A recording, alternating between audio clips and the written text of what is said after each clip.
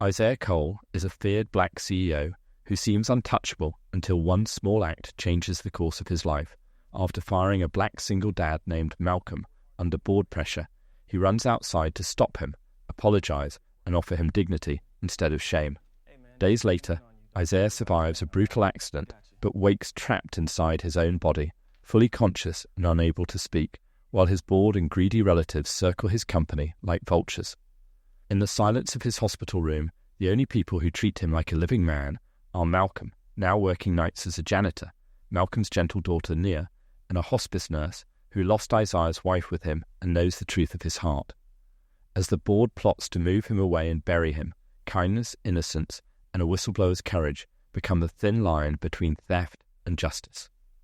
Then, with one finger twitch, everything begins to change. By the end, Isaiah learns that power is not in being feared, but in being seen, heard, and loved when you cannot speak. Isaiah Cole stood at the window of the 42nd floor and watched the city blur beneath a film of rain.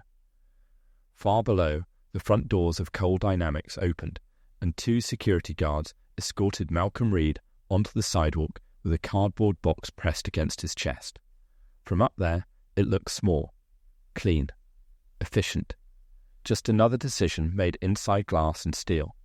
But there was nothing clean about the way Malcolm kept his shoulders straight, as if dignity was the only thing they had failed to take from him. Behind Isaiah, the boardroom still carried the smell of coffee and polished wood. Their voices lingered in his ears. Trim the losses. Cut the weak spots. Send a message. They had said Malcolm's department needed a sacrifice, and Isaiah had given them one. Not because Malcolm deserved it, but because power, in rooms like that, often demanded a hard face before it demanded a right one. He kept his jaw tight. Even now, even alone, from the street, no one would see the hesitation in his eyes. They would only see a CEO in a tower while another working man disappeared into the weather. Then Malcolm stopped near the curb. A little girl stood there beneath a thin yellow umbrella that was already bending under the wind. She could not have been older than 7. Her shoes were too small, her backpack too heavy, and when Malcolm reached her, she took his hand like this was not the first bad day she had learned to survive.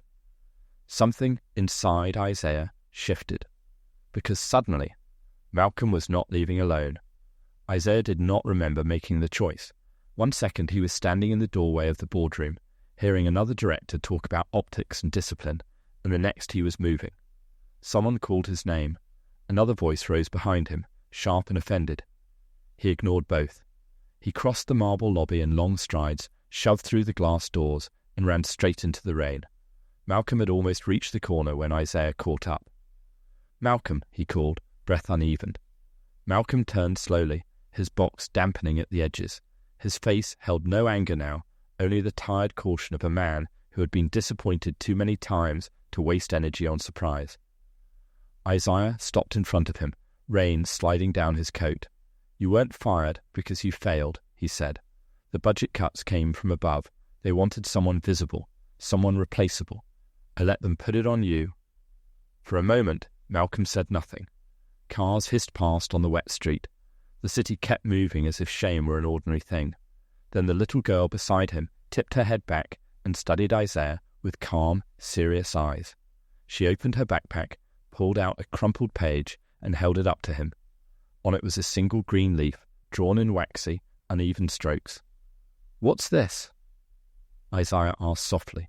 Nia answered without fear. "A leaf." Grown-ups forget to breathe. That almost broke him. Isaiah looked at Malcolm again. "Come back tomorrow. Not to ask for anything. Not to beg. Come back because I want to make this right." Malcolm looked down at the box in his arms, then back at Isaiah. Rain tapped against the cardboard, darkening the corners. Up close, the strain in his face was clearer now. Not weakness. Wear. The kind that came from too many bills, too little sleep, and the daily work of keeping your pride alive when the world kept asking for pieces of it. "I don't need pity," Malcolm said at last. His voice was steady, but tired. "I need fairness. I need a real chance to stand on my feet and stay there." Isaiah nodded, as if the words had found the exact place they were meant to land. "Then fairness is what you'll get. There will be a place for you. Not because I feel sorry for you. because this was wrong? Malcolm searched his face, trying to decide whether this was guilt talking or something deeper. Before he could answer, Nia reached out and gently tugged at Isaiah's sleeve. He looked down at her. Her little umbrella shook in the wind, and the drawing of the leaf was still folded in her hand.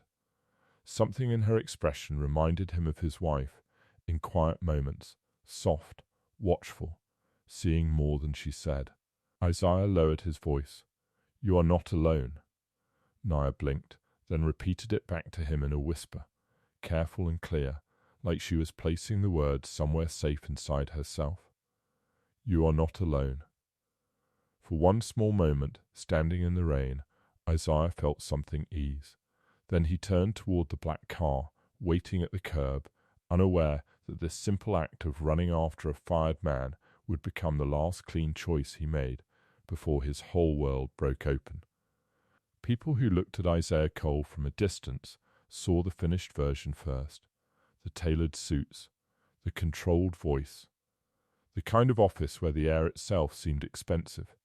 They saw a black CEO who moved like a man no one could bend, and they assumed he had been born with some private map to power. But Isaiah had built Cole Dynamics from hunger, not comfort, from bus rides before dawn, from second-hand shirts ironed flat on borrowed counters, from years in a neighborhood where talent was common, but opportunity arrived like a rumor and left even faster. He learned early that being good was never enough. He had to be sharper, faster, calmer, and twice as prepared as the men who would one day sit across polished tables and call him exceptional with one breath and dangerous with the next. So he became disciplined in ways that impressed investors and exhausted everyone else. He expected precision. He expected stamina. He expected people to hold the line, because holding the line had once been the only thing standing between him and disaster. But the company had not been built by discipline alone. It had been held together by Elena. While Isaiah worked late, took losses personally, and carried grief like a private engine, Elena gave shape to the life underneath the work.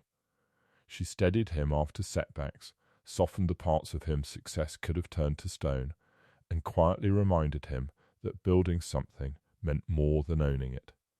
Now the company was strong, profitable, and respected. Still, that was not enough for certain board members.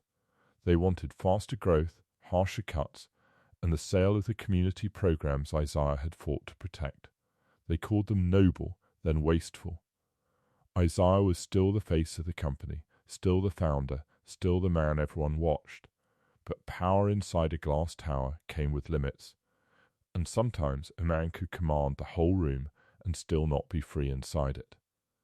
That night, after the rain had dried on his coat and the tower had gone quiet, Isaiah sat alone in his office and opened the top right drawer of his desk. Inside, folded with more care than most people gave money, was Elena's scarf, pale blue, soft at the edges, still faintly carrying the clean lavender scent he sometimes thought he imagined. He touched it once, then let his hand rest there, as if even now he needed permission to disturb what she had left behind.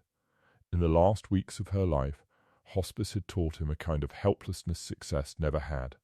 Machines could not fix her. Money could not bargain for more time. Strength, the thing he had trusted most, became almost useless in those rooms. He would sit beside her bed in pressed shirts and tired silence, trying so hard to stay composed that his face ached with it. Elena always knew. "You don't have to hold the walls up every second," she had told him one evening, her voice thin but warm. Losing control does not mean losing worth. He had looked away then, jaw tight, because even with her he hated being seen afraid. But Elena had reached for his hand and gone on softly. People need to be seen before they can heal, Isaiah, even strong people. Especially strong people. There was a nurse there on many of those nights. Lena. Quiet steps, gentle hands. She never rushed Elena, never spoke over her, never treated grief like a task to be managed. Isaiah remembered the way she seemed to understand the room without disturbing it. She had looked at Elena like a person, and at Isaiah like a husband who was trying not to come apart. Now, in the stillness of his office, he closed the drawer halfway, then opened it again just to make sure the scarf was still there. He could move contracts, markets, entire divisions, but he still could not bring himself to move that scarf. Some losses did not get smaller with time. They only learned how to sit quietly beside you. The board dinner was held in a private room high above the city, where the lights below looked soft enough to make hard people seem thoughtful. Crystal glasses caught the glow, silverware rested in perfect lines, even the waiters moved quietly, as if money itself had taught them not to interrupt. Isaiah sat at the head of the table, listening as men and women, with polished voices, talked about sacrifice as if it were a number on a page. Victor Hale, the board chair, dabbed his mouth with a napkin before speaking. The company is healthy, Isaiah. No one denies that. But health is not the same as peak performance. We need to cut unprofitable sentiment. The phrase sat on the table like something rotten. Across from Isaiah, his younger brother Adrian leaned back in his chair, smooth and careful. They're only thinking long term, he said. No one wants you carrying unnecessary weight. Art Bernice gave a slow nod, all concern on the surface. Your heart has always been generous, Isaiah, but generosity can cloud judgment. He looked from one face to another and understood that this was not concern.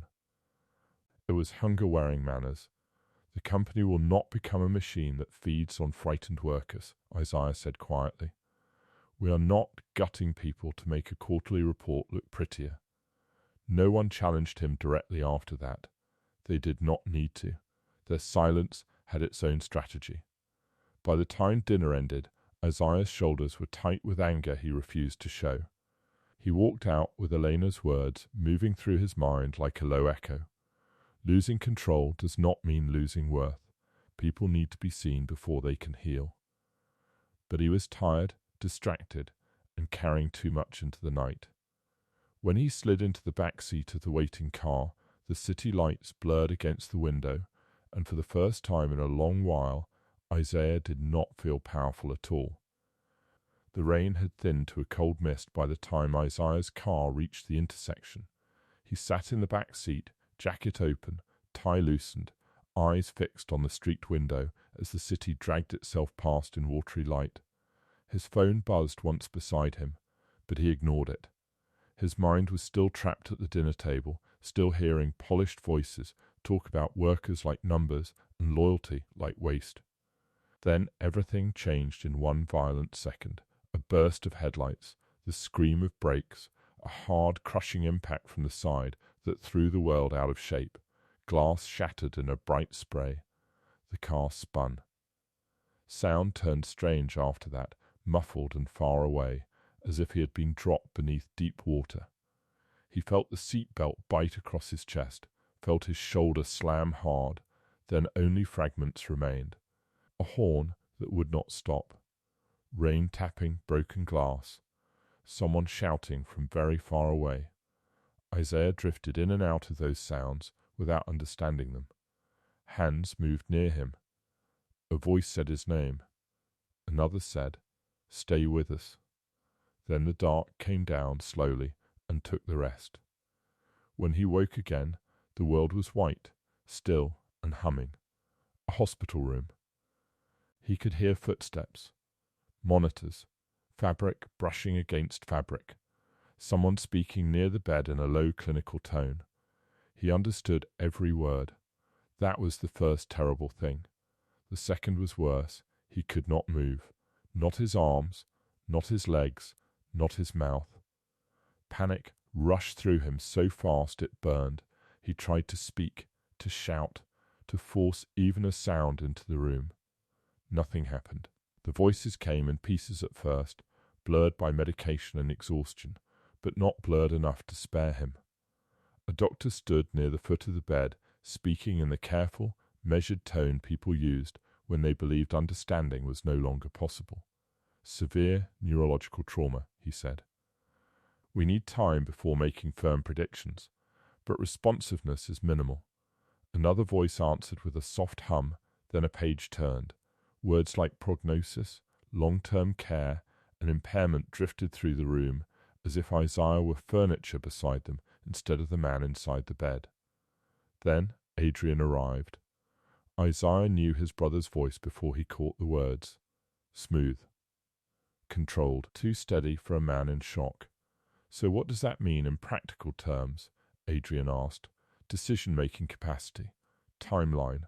If there's no meaningful recovery, who handles corporate authority in the interim? Not how is he? Not can he hear us? Not what does he need? Practical terms. Later, in the hallway, Bernice began to cry. Isaiah could hear the performance in it, the breathy breaks, the way she stretched sorrow just enough for strangers passing by. But when her voice dropped, the tears disappeared from it like lights going out. And legally, she asked someone in a lower tone, what does incapacity mean for voting control? Isaiah felt something cold open inside him. He was here, awake, listening. Yet already they were speaking over him, around him, beyond him, as if he had crossed some invisible line between person and problem. Trapped inside his own body, he could do nothing but hear the first rough sounds of his life being divided by other hands. Night in the hospital was different from day. The voices thinned out, the footsteps softened. Even the machines seemed to settle into themselves, as if the whole building understood that darkness made fear easier to hear. Isaiah lay still beneath the thin blanket and fixed his mind on the steady pulse of one machine near the bed. A soft rhythm. Again. Again. Again. He counted the beats because counting was something he could still do, and because numbers gave shape to time when his body no longer could. If he stopped counting, panic rushed in too quickly. If he held the rhythm, he could keep from breaking apart. Somewhere in that long stretch of dark, Alina's voice rose in his memory so clearly it almost felt spoken into the room. If you can hear love, hold on. She had said that in hospice on a night when breathing had become work, and fear had filled every quiet place between them. He had not understood then how deeply those words would one day return to him. Now they moved through him like a small light under a locked door. Then came another sound, a mop bucket wheel, slow footsteps. Someone humming under their breath. The tune was low and uneven, more habit than song, but Isaiah knew the voice almost at once. Malcolm. He could not see the man clearly from the angle of the bed, but he heard the gentle push of the mop, the pause near the door, the faint sigh of someone tired enough to carry the whole day in his shoulders. Malcolm had come back into Isaiah's world, not through a polished office or a promised meeting, but through the quiet labour that keeps places running after everyone important has gone home. Malcolm did not know Isaiah was awake inside. He did not know those sounds were landing like rescue. But for the first time since the accident, with the machine still beating, and that familiar hum moving softly through the room, Isaiah no longer felt buried alone in the dark. By the end of that week, Malcolm Reed had learnt again what the world was willing to do with a man's pride. The office badge was gone. The desk was gone. The promise to come back tomorrow had never had the chance to become real. Rent still waited.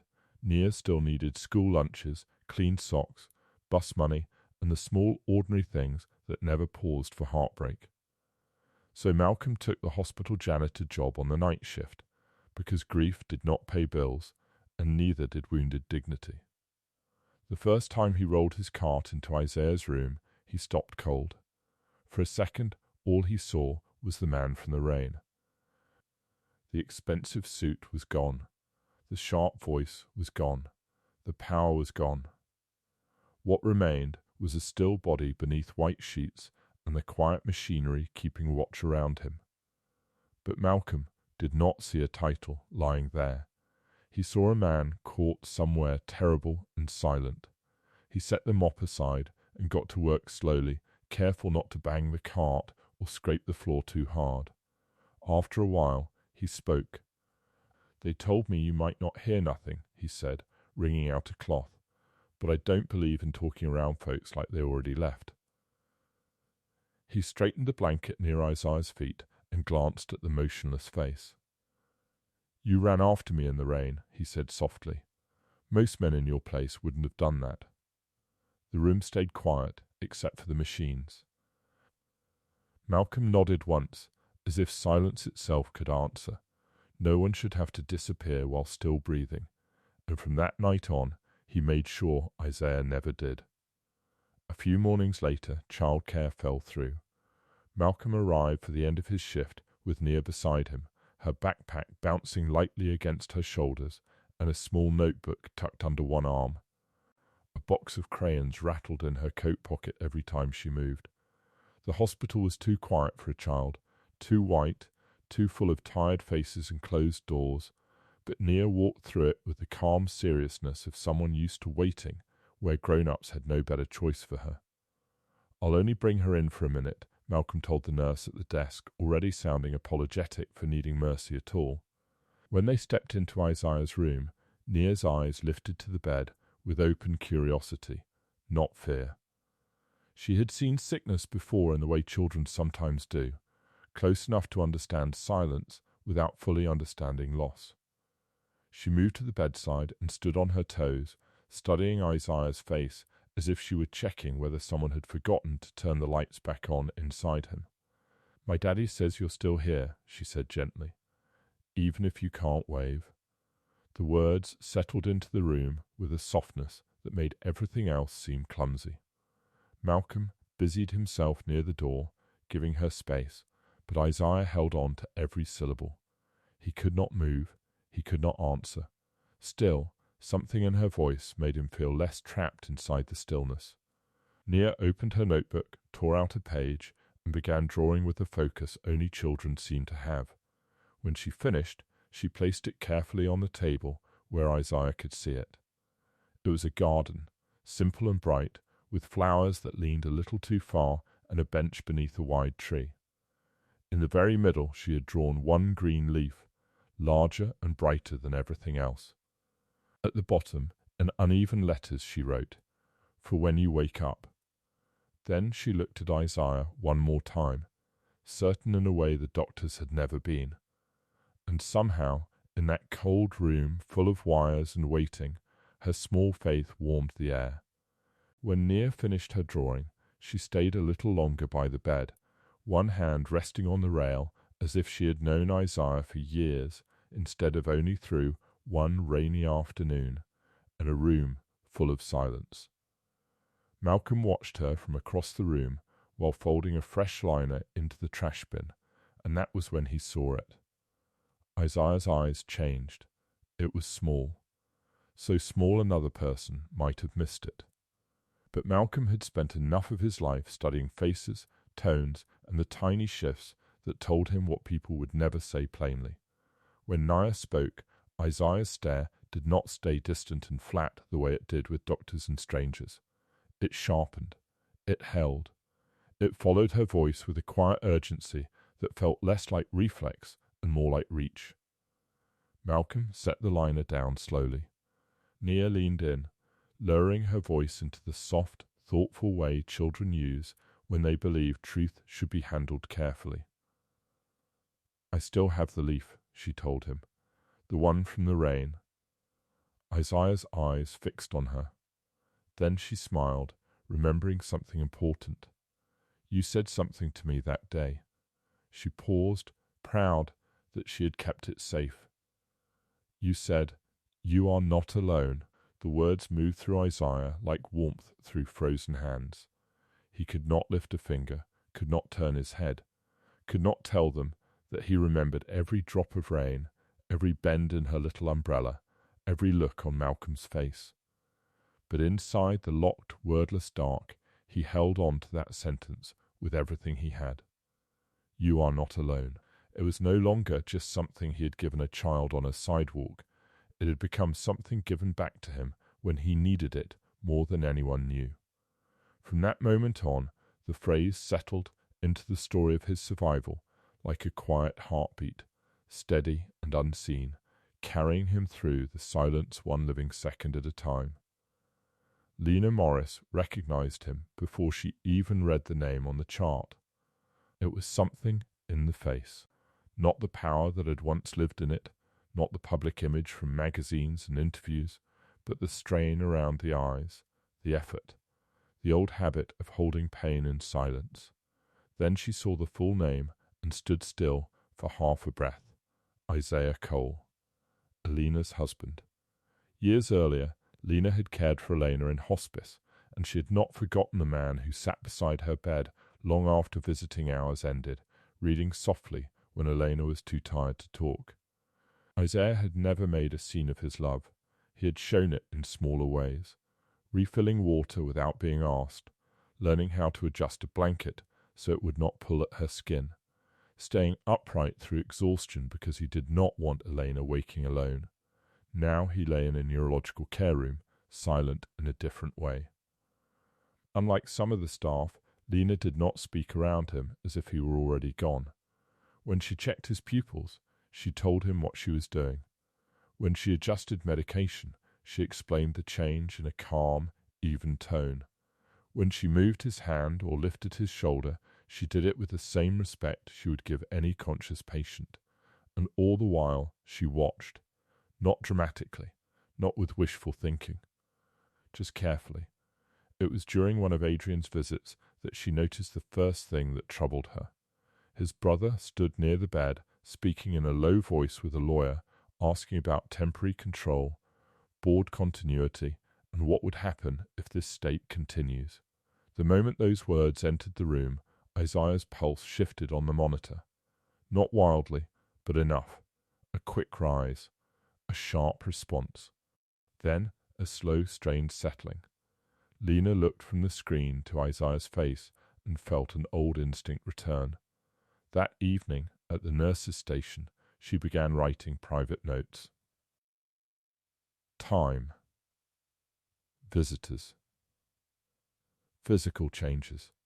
Reactions too subtle for careless people to respect. She wrote everything down quietly, neatly, and without telling anyone yet. Because something in that room was still listening. The conversations about moving Isaiah began in the tone people use when they want something ugly to sound reasonable. Adrian started it gently, at least on the surface. He spoke to staff about specialized recovery, privacy, reduced public attention. Bernice followed with concern in her voice and calculation beneath it, asking whether a long-term private facility might be best for everyone. She said it like a woman protecting family peace, but the timing of her questions and the speed with which she repeated them gave away something colder. Then Victor Hale arrived one afternoon with a folder tucked under his arm and that polished, steady smile he wore when he wanted a hard plan to sound like kindness. "We need stability," he said in the hallway outside Isaiah's room. This kind of situation creates uncertainty for the company, for the market, for everyone connected to him. A private facility farther out would reduce noise and allow proper management while we move through the next board vote. He did not say out of sight. He did not have to. Malcolm was down the hall with a waxing machine, head lowered, hands busy, moving at the invisible pace people expected from men in his uniform. He had learnt long ago that powerful people rarely lowered their voices for workers they did not truly see, so he heard enough. Transfer. Temporary authority. Clean transition. Board vote. Each phrase landed hard. He kept his face blank and guided the machine in slow, even lines across the floor, but inside, something old and sharp began to rise. The old shame of being overlooked. The old knowledge that people with titles often spoke most honestly in front of those they considered unimportant. He said nothing that day, not because he did not care, because he did. And by the time the hallway fell quiet again, Malcolm understood one thing clearly. They were not trying to help Isaiah heal. They were trying to move him somewhere silence would be easier to control. After that, the room began to change in ways no chart would ever record.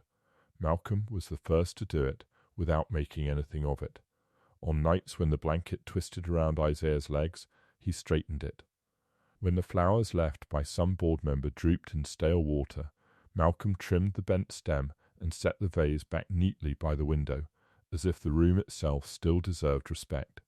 And every time Nia came by with a new drawing or a note in her careful, uneven handwriting, Malcolm made sure it was placed where Isaiah could see it without strain. The garden picture with the single green leaf stayed closest.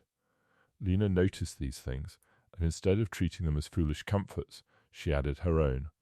She remembered something Alina had once said during hospice on a hard afternoon when Isaiah had been trying not to unravel beside the bed. When the room feels calm, Alina had told her with a tired smile, he breathes again. So Alina began bringing in soft music during her quieter rounds. Nothing dramatic. Just low piano, gentle strings, the kind of sound that filled the edges of a room without demanding anything from it. Before she started it, she always told Isaiah what she was doing, as if courtesy still mattered, as if he still did. And somehow it did. The room no longer felt ruled only by machines and whispered legal plans. It held other things now. A folded blanket smoothed by working hands. A child's drawing bright against pale walls. Music drifting through the air like a hand resting lightly on a shoulder. No speeches were made. No one announced that dignity was being restored. It happened in ordinary gestures, the kind that ask for nothing and leave something behind anyway. Isaiah began to notice that he was no longer counting only the rhythm of monitors to survive the hours. He was measuring time differently now, by Malcolm's quiet footsteps, by Lena's calm voice, by the moments Nia's leaf caught the light. And for the first time since the accident, time did not feel like something he was only trapped inside. It also felt, in small and careful ways, like something carrying him forward. Adrian visited often enough to look devoted. He came in tailored coats and quiet shoes, carrying the polished concern of a man who knew how grief should appear in expensive hallways. He asked nurses careful questions in a low, respectful voice. He thanked doctors for their time. He stood beside Isaiah's bed, with his hands folded and his face arranged into the kind of sadness strangers trusted on sight. To anyone passing by, he looked like a younger brother enduring something heavy with grace. But Isaiah could hear the difference between sorrow and strategy now. Adrian never stayed long when the room was empty of useful people. He saved his real questions for moments near charts, stations, and doorways. Any meaningful change? He would ask. Any indication of awareness? Then, more quietly, at what point do families begin making permanent decisions? Every word was clean, practical, polished, smooth by caution. He had always hated the way Isaiah filled a room without asking permission. Even as boys, Adrian had lived in the long shadow cast by his older brother's discipline, his ambition, the hard miracle of watching him build something real from almost nothing. Isaiah had earned respect. Adrian had learned to borrow its shape. One afternoon, believing the door nearly closed was the same as privacy, Adrian stopped in the hallway with Bernice and let the mask slip just enough. The company cannot be led by a ghost at the head of the table, he said. The words passed through Isaiah like cold metal. A ghost. Not a brother. Not a man fighting his way back through silence. A problem. A vacancy. An obstacle left breathing. Bernice murmured something low in agreement, and their steps drifted farther down the hall, but the sentence stayed behind, hanging in the room long after they were gone. Isaiah had survived the crash. He had survived the panic of waking inside a body that would not obey him. Yet this hurt differently, deeper. The accident had broken his control. This broke his trust, and lying there beneath the quiet hum of the machines, he felt a grief so sharp it almost made the whole room tilt. Because betrayal from strangers was one thing, betrayal spoken in a brother's voice was another. Bernice preferred softer words than Adrian did, but the greed beneath them was no harder to hear. She spoke often of legacy, of family duty, of the burden of making practical choices when tragedy left no good ones behind. In the hallway, she would lower her voice just enough to sound respectable and tell doctors that Isaiah would have wanted stability, privacy, proper management. She said his name like she was protecting it, but beneath every careful phrase was the quiet click of a mind measuring what might soon change hands. Isaiah could hear it in the way she asked questions. How long before decisions must be formalized? What happens to voting power if recovery stalls? Whether trustees could be adjusted temporarily for the health of the company. She wrapped appetite in concern so neatly that careless people might have mistaken one for the other. She did not bother hiding her contempt for Malcolm. Once, when she found him near the nurse's station, waiting for Lena to finish rounds, Bernice barely looked at him before saying to Adrian, "Why is staff always lingering where family business is being discussed? Staff, not a father between shifts, not a man keeping watch, just background to be moved aside."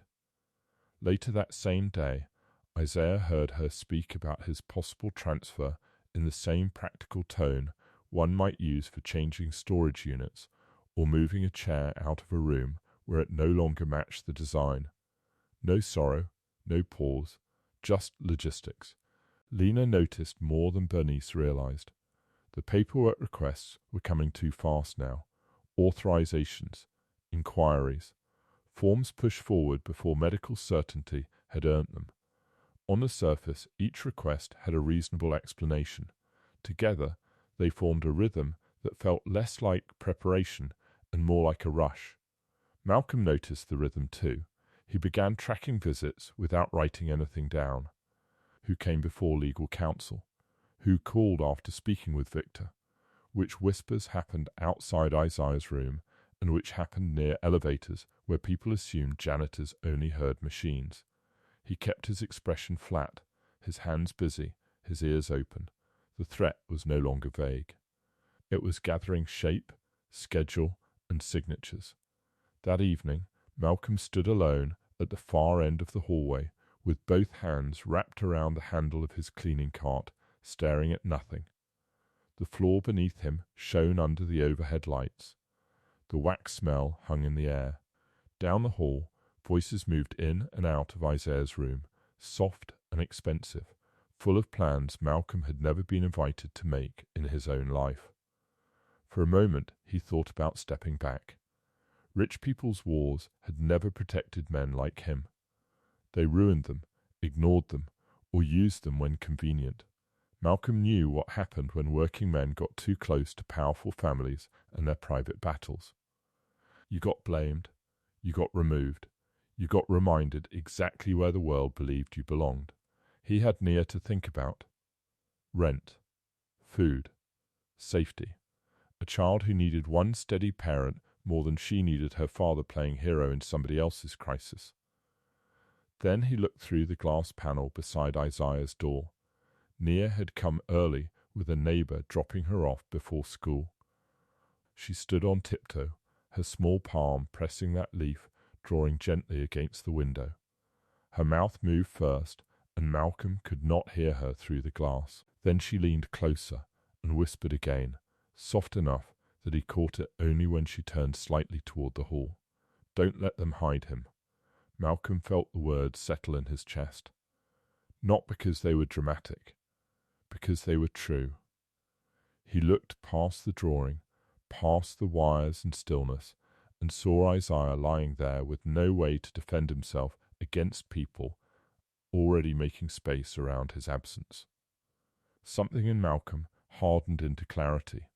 He would not walk away.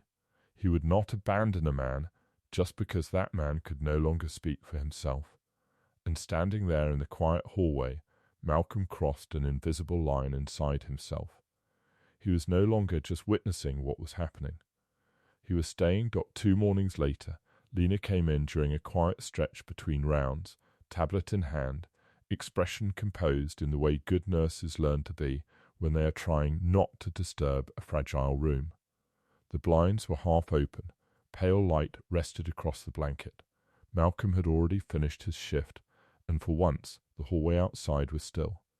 "I'm going to ask you a few simple questions," Lena said, stepping beside the bed. As always, she spoke to Isaiah, not around him. "Yes or no. You don't need to force anything. Just stay with me." Isaiah fixed everything he had on the sound of her voice. Lena watched his face, then his hands. "Is your name Isaiah Cole?" "Nothing." "Were you born in this city?" Still nothing.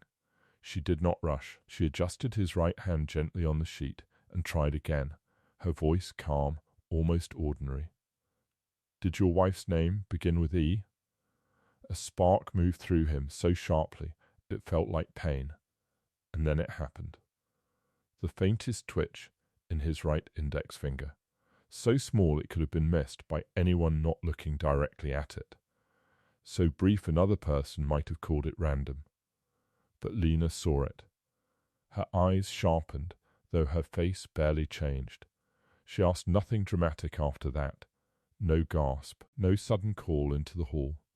Only one more quiet question, and again, after a long and trembling effort from somewhere deep inside him, that finger moved. Tiny. Uneven.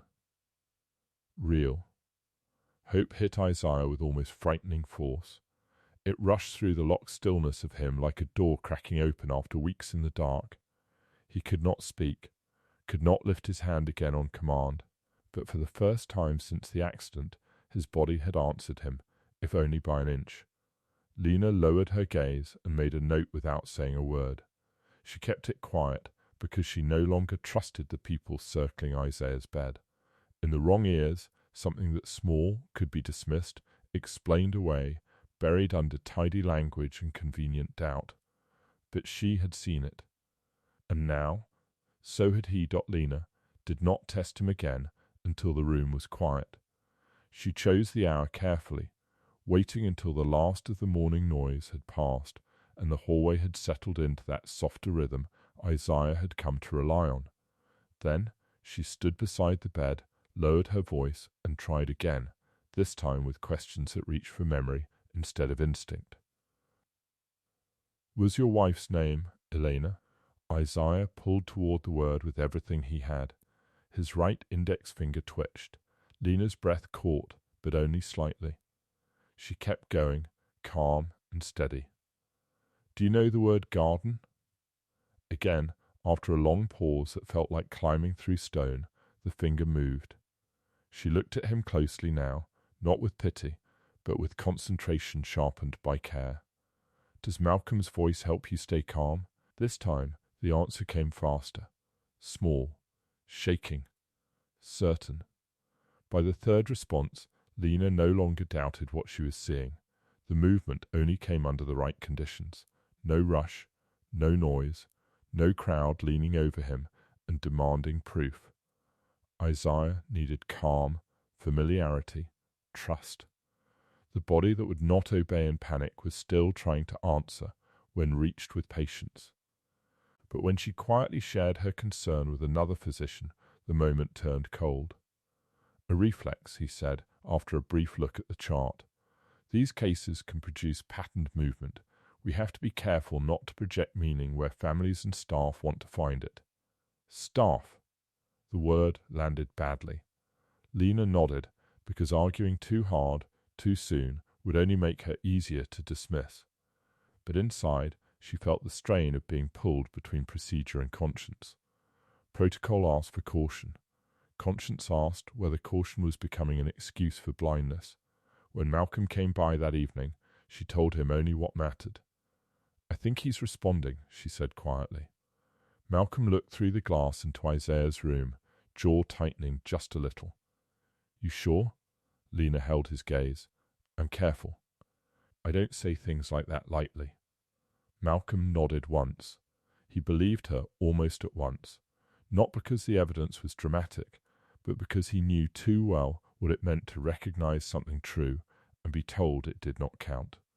Men like him spent whole lives hearing that their instincts were too emotional, their memory unreliable, their witness too small to matter. He had learned that doubt was often just another tool used by people already in power. So while others called it reflex, Malcolm chose belief. And in that quiet, stubborn belief, Isaiah found something almost as important as proof. He found people willing to trust that he was still there. Lena planned to request advanced testing the next morning.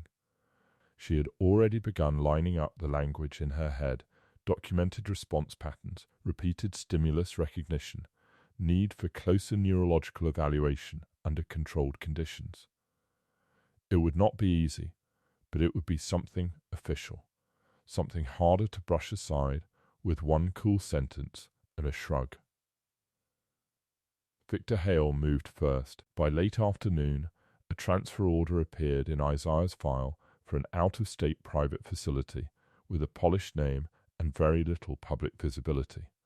The reasons were wrapped in respectable language: specialized care, long-term stability, reduced media pressure, but the timing was too exact to be innocent. The move was scheduled for the evening before the board vote that would separate Isaiah's charitable foundation from the company and place it under new oversight. New oversight meant Victor. When Lena read the order, a hard chill went through her. Before she could build a medical case for deeper testing, Isaiah was already being turned into paperwork and travel plans. Malcolm understood it even faster. He was replacing a liner near the desk when he heard enough from a hushed call to piece it together. Out of state. Tonight confirmed by morning. Board vote the next day. He stood still, one hand tightening around the edge of the trash cart. This was not care. This was removal. A clean one, too. Move the body. Silence the doubt. Finish the vote. Tell the world the founder was resting somewhere private, while other people carved away the parts of his life he had fought hardest to protect. Up until then, the battle had lived in careful notes, quiet observations, and hope hidden inside small movements. But with the transfer order in place, waiting became its own kind of surrender. And for the first time since Isaiah opened his eyes in that hospital bed, the danger no longer felt slow. It felt immediate. Lena waited until the unit quieted down before opening Isaiah's file again. She told herself at first that she was only checking the transfer notes, only making sure nothing had been entered incorrectly in the rush. But the deeper she looked, the less the record felt like medicine, and the more it felt like a story being edited for someone else's comfort. Small things came first, notes that described him as unresponsive, without mentioning the timing of her observed reactions. A progress update that flattened uncertainty into something closer to permanence. Language that leaned harder toward hopelessness than the actual evidence allowed. None of it was dramatic on its own. That was what made it dangerous. Then she found the messages attached through administrative routing. Legal staff asking for clarity on liability exposure. An administrator requesting wording that would support long-term placement without creating recoverability disputes. Another note pressing for consistency before the transfer so external review would remain limited. Recovery was barely mentioned. Protection was. Control was. Risk was. Lena sat very still. Until then, part of her had wanted to believe this was only family greed made clumsy by fear. But the record told a larger story. Someone was shaping the paper trail itself, sanding down uncertainty, thinning out anything that might complicate the transfer, turning a living man's fragile signs of return into silence that looked official. She understood then that the danger around Isaiah was bigger than one bitter brother or one calculating aunt. It was a system beginning to lean in the wrong direction because powerful people had given it a push. So Lena did what careful, frightened, decent people sometimes do when they realize silence is no longer neutral. She copied what she could. A note here, a message thread there, dates, names, wording, enough to preserve the truth without turning herself reckless. She moved quietly, breathed evenly, and left no dramatic trail behind her. By the time she closed the file, her hands were cold. But now she had more than suspicion. She had evidence that someone wanted the record to say less than the truth. Lena found Malcolm near the service elevator just before dawn, his cart half stocked, his face drawn with the tired focus of a man who had been carrying too much alone. She did not waste time with easy phrases. "They're shaping the record," she said quietly, "and if they move him before this is challenged, it may be very hard to undo." Malcolm looked at her for a long moment, then nodded once, as if something he had feared was finally willing to show its face. "There's something I didn't tell you," he said. So he told her about the rain, about the board using him as the visible sacrifice for a decision made higher up, about Isaiah running out of the building to stop him before he reached the corner, about the apology that had not sounded polished enough to be fake, and about Nia standing there with her little umbrella, handing Isaiah a drawing of a leaf, while he promised Malcolm there would be a place for him again, not out of pity, but because wrong should be answered properly. Lena listened without interrupting.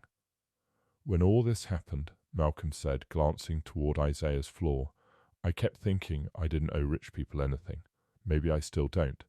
But I owe the truth something, and I owe him honesty, not obedience." He steadied his voice. "If they ask what I heard, I'll say it. If somebody needs to know how they talked when they thought no one important was around, I'll testify. That was the moment the space between them changed." Lena was a nurse who had learned how quietly harm could hide behind procedure. Malcolm was a working father who knew what powerful people revealed when they believed the room belonged only to them. Different lives, different losses. Yet the same refusal had rooted in both of them. They would not let power erase the truth, just because truth was inconvenient. From then on, they moved with an understanding that needed very few words. And always, close to the center of it, was Nia. She kept drawing the same green leaf in the corners of her notebook, on folded pages, on scraps Malcolm found in his jacket pocket after long shifts. She did not know charts, board votes, or legal strategy, but she knew enough to keep offering the same bright symbol back to the adults around her, as if hope could be practiced into being. In a hospital built on schedules and quiet emergencies, that small leaf became their hidden sign that they were still holding on. Lena arranged the session carefully, almost invisibly. On paper, it was nothing dramatic. A precaution. A second set of eyes before a major transfer. Routine caution for a high-profile patient with uncertain neurological status. The independent specialist arrived just after noon with a calm face and no interest in politics, only patterns. That was exactly what Lena had hoped for. Malcolm stayed in the room, not at the center of it, but close enough for his voice to reach Isaiah without strain. He spoke the way he always did when trying to steady the air around the bed, about Nia needing new school shoes before the weather changed, about the bus fare going up again, about a corner store man who still argued over pennies like it was a sport. Small things, ordinary things. The kind of talk that asked nothing from the world except attention. The specialist watched Isaiah's hand. Lena gave the prompt slowly. "If you hear me, try. Then later, if the word garden means something, try again." Once, Isaiah's finger twitched. The specialist leaned closer. Malcolm kept talking, calm as a low lamp in a dark room. "Rain's supposed to come back tonight," he said. "Nia says plants listen better when it rains." Again the finger moved. Then once more, not enough to look miraculous. More important than that, enough to make denial harder. The specialist asked for the session to be documented, and repeated under controlled conditions. Lena felt relief rise so quickly it almost made her unsteady. But before word could travel beyond that room, Adrian was already in the hallway with a tightened voice and a sharpened smile, insisting the transfer could not wait another day. That same night, he said, as if urgency itself were proof of love. By evening, the whole floor felt strained in a way no one said aloud. Adrian arrived first with transport papers in a leather folder, his voice low and polished, his face arranged into practiced concern. Victor Hale came minutes later, carrying urgency like it was a kindness. They spoke to administrators about specialized care, timing, privacy, and what was best under difficult circumstances. Every sentence was dressed in compassion. Every sentence moved Isaiah closer to disappearing behind a cleaner door, farther from the city, farther from anyone who had begun to notice he was still inside. Lena answered them with procedure. She checked forms twice, asked for signatures to be clarified, requested a medication review before travel, pointed out timing issues, transport protocol, incomplete follow-up notes. Her tone stayed calm, almost apologetic, but every question brought another minute. Out in the hallway, Malcolm did the same in his own way. He angled his cleaning cart across part of the corridor where the transport team would need space, then moved slowly, asking simple questions no one important ever wanted to answer twice. Which elevator had been approved? Whether the receiving facility had confirmed bed intake? Why one form listed a different transport time than the other? He did not sound defiant, only careful. Invisible men often got away with caution longer than confrontation. Nia was there because the neighbor who usually watched her had picked up an extra shift and there was nowhere else for her to go. She stood quietly in Isaiah's room, with her notebook open on the chair beside her, drawing while the adults held back a storm with paperwork and small delays.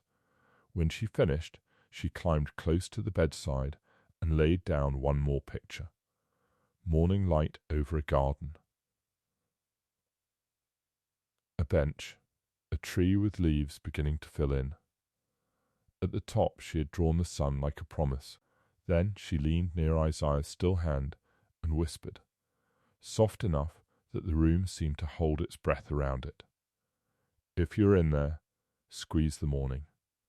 And for one suspended moment, with the transport papers waiting, Lena stalling, Malcolm delaying, and Nia's drawing bright against the dim room, every thread of the story pulled tight at once that something in Isaiah answered the pressure of that moment.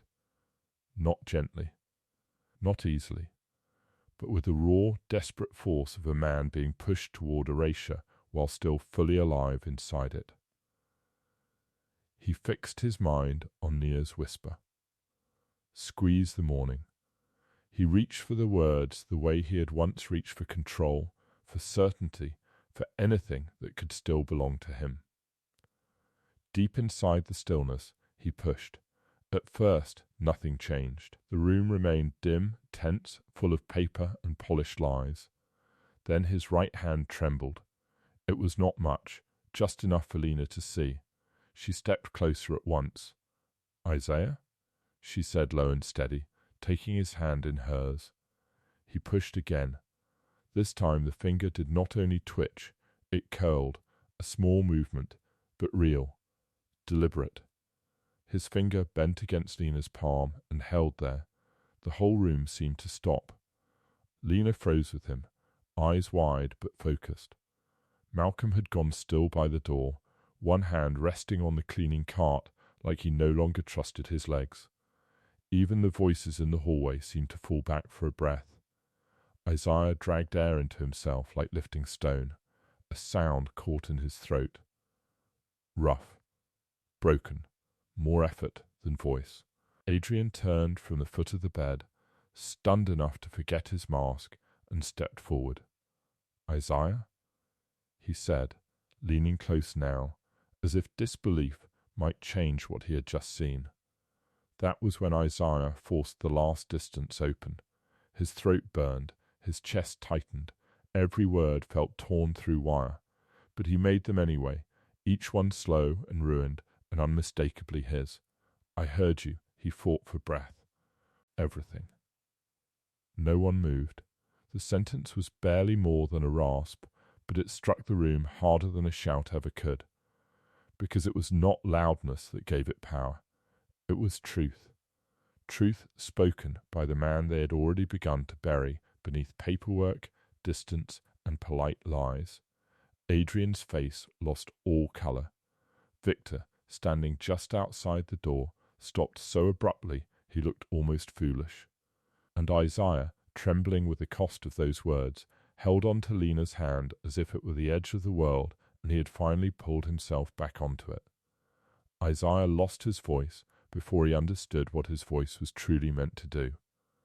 In the stillness of a hospital room, the people with the least power became the ones who saved him. A janitor refused to look away. A little girl kept drawing life where others had already accepted an ending. A nurse chose truth when silence would have been safer. And a man who once led from the top learned how much love can rise from below. By the time he stood in the garden, justice had already done its work. What remained was gentler and greater, a life rebuilt through dignity, mercy, and the quiet grace of being truly seen.